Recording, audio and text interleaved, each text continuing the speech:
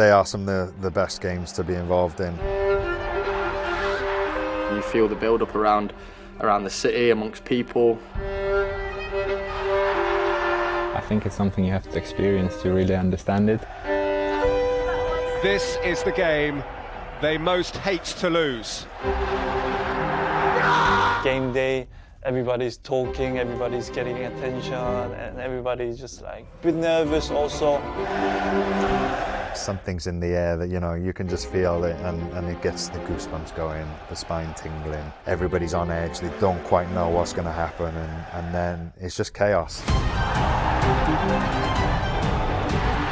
Families are divided and split by this rivalry, and that's what football does to people. And they're the games that you dream of being involved in when you're a kid.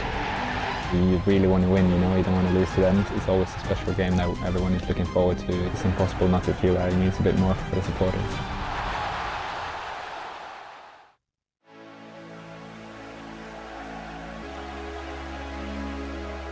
There's quite a few games that stick out. I mean, the 4-4 game here at the Emirates was amazing. David Bentley scored. Bentley, the former Arsenal player, has scored an astonishing goal to give Tottenham the lead. Scoring goals is just a fantastic feeling, but especially when you score the derby goal, you can see the fans' face. Everybody just really get that passion, you know, which is, I love it, you know, so, and I hope I can score many goals against them. Winterburn.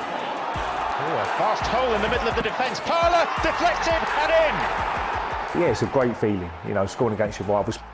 Did get quite a big deflection, if I'm being honest.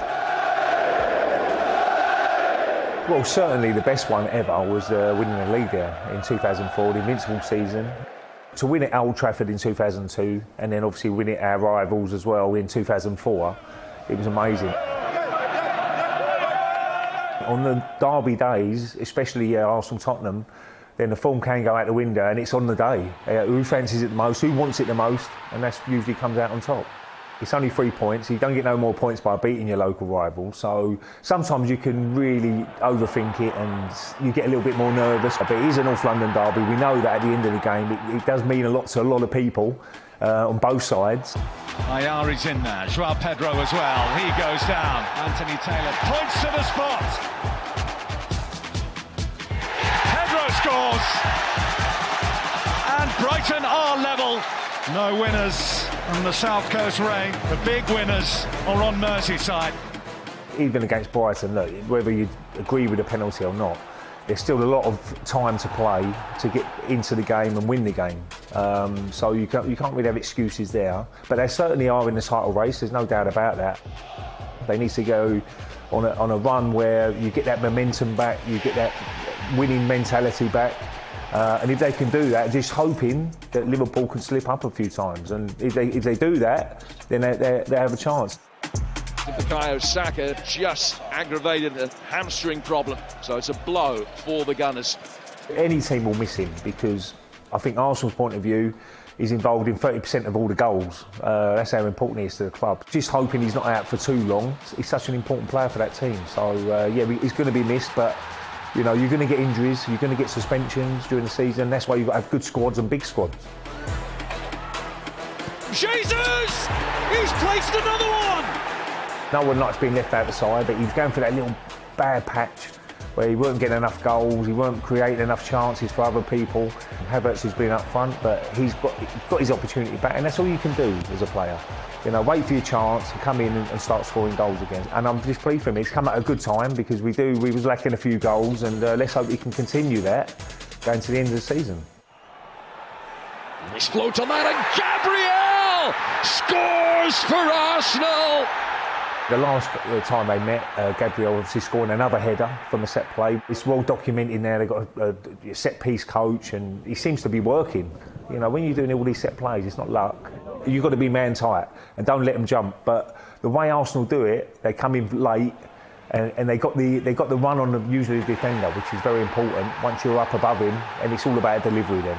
If they're spot on, it's usually it ends up in the back of the net. Murphy across, and it's gone in. But another game ticks by for Spurs without a win. Postecoglou, obviously things are going against them at the moment. It's a roller coaster ride being a manager. I thought against Newcastle second half very good. Looked like a team they could beat quite a few teams if they play like that. But they get the consistency back. It's a simple question really. Can he change his system during the game? It's not just down to the manager, it's down to the players as well. You know, you've got to have leadership qualities on that pitch. You need that game management as well. But I think his job is safe. A little bit of bad luck as well. I mean, it's very rarely you get that many injuries, but they certainly miss the two centre-halves. Romero and Van der Ven, goalkeeper situation as well. So it has been hard for Spurs, and if you're Arsenal, you've got to try and take advantage of that, simple as that. Spurs obviously come here and take a point, there's no doubt about that, and Arsenal got a win.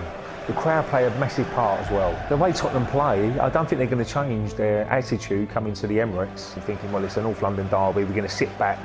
But they can play on the counter-attack as well. Every time Tottenham seem to go out, there's always a very lively game, very entertaining game. And I think Arsenal can go out and try and score goals as well. So it could be a really high-scoring game.